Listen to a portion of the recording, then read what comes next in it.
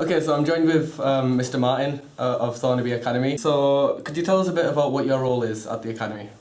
My role is Director of Business Enterprise and ICT at the Academy, and obviously the enterprise aspect covers events such as TS Field Day. So for the viewers that don't know what TS Field Day is, what does TS Field Day stand for, and what is it in general? TS Field Day is a big annual community open day event that we have.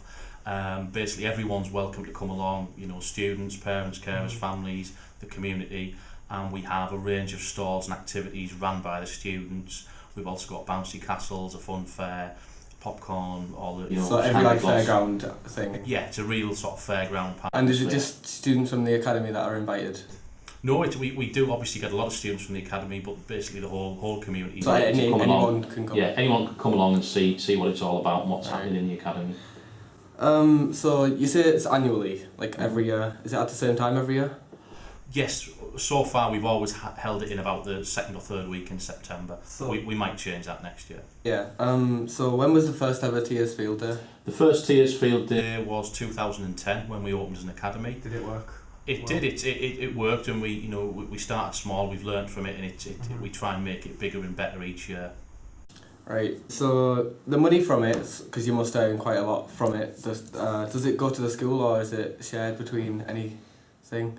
We try and share it between school trip funds and local charities as well. So that's what we've done every year. So is it a different charity each year? Yes, we've let students vote on charities in the past, and we've had several different local charities depending on staff and students at the time. But this year we've decided on Butterwick Hospice. Butterwick Hospice. Yeah. So you say it's equally spread out, but how much did you earn this year? How much did the Academy? This year we made over £1,000 profit on the day, because obviously we do have some outgoings in terms of organising it, etc. But we've raised over £1,000, so we're going to split that equally between the school trip funds and Butterwick Hospice. Right. So you say it's run by the students and teachers. Do the students play a big role in the organisation, or do you think, be honest, do you think it's more of a teacher organisation? No, definitely not. It's all organised by the students. I mean, obviously we've got teachers there to help out, and but it's just guidance. It's just really guidance and guidelines. All the hard work and all the effort and all the planning's done by the students. We've got a student organising committee who've been planning for several months ahead now, organising the budget, organising the events, and geeing up all the tutor groups. And then each tutor group does their own thing? Each tutor group does their own thing as well, and many tutor groups do 2 or 3 events, and it's those events, it's that student involvement and enthusiasm that really that makes the day. That's what creates the buzz and the good vibe around the day. Right. In your little article that you made for the update, you mentioned something called Splat the Teacher. Can you explain that concept? Yeah, I thought you'd mention that. Splat the Teacher is basically, it does what it says on the tin. We get an old set of sort of theatre stocks that we've got, and we get teachers to volunteer throughout the day to go in the stocks, and students and the community can pay money to come along and throw wet sponges at the teachers. And one year we had cream pies, etc. Yeah. Did you? Yes, I volunteered. I did a 20-minute stint in there. And did you get very? I was absolutely soaking, yes, especially when my wife came along. I think she paid a £5 to throw things at me, basically. So in this, you also mentioned about a Harry Potter sorting hat.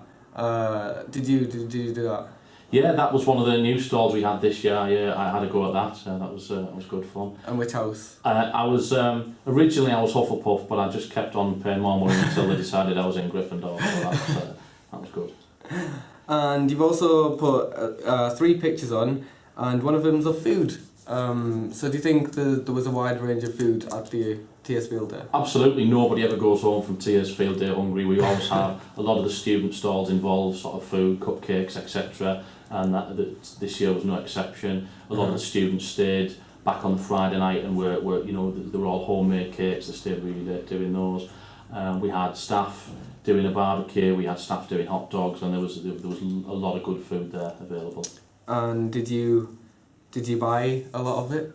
Yes, I always try and spend as much money as I can on all the stalls, so I did end up absolutely stuffed at the end of the day with cupcakes, hot dogs and beef burgers and everything else you can think of. So just to round up, a really important question. Right. What's your favourite animal? My favourite animal, well, I'm from Hartlepool. As a monkey hanger from Hartlepool, I'd have to say my favourite animal is a monkey. Thank you for doing the interview, sir. You're very welcome, thank you. This is the awkward part.